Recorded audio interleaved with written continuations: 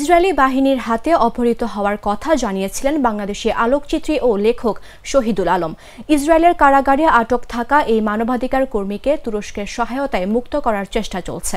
তুরস্কের কর্তৃপক্ষ আশা প্রকাশ করেছেন যে আজই তাকে বিশেষ বিমানযোগে আঙ্কারায় নিয়ে আসার সম্ভাবনা রয়েছে, যদিও এ ব্যাপারে তুর্কি কর্তৃপক্ষ শতভাগ নিশ্চয়তা দিতে পারেনি। আঙ্কারায় নিযুক্ত বাংলাদেশের রাষ্ট্রদূত আমানুল হক বৃহস্পতিবার রাতে এ তথ্য জানান।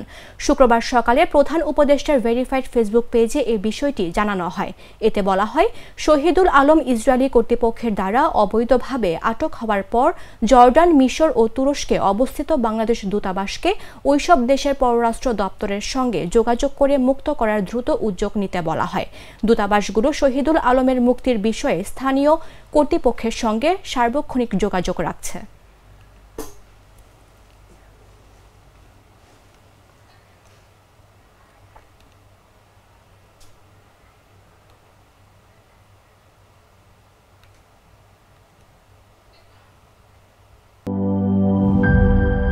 সবুজের দেশে নতুন রঙের বেশে ঘরে বাহিরে সাজানো বলকে রেইনবো রেইনবো রেইনবো পেইন্টস রে সাশ্রয়ী দামে দেয়াল রাঙায় রেইনবো সবার রং সবার ঘরে ঘরে rainbow Rainbow Paints, the color of joy.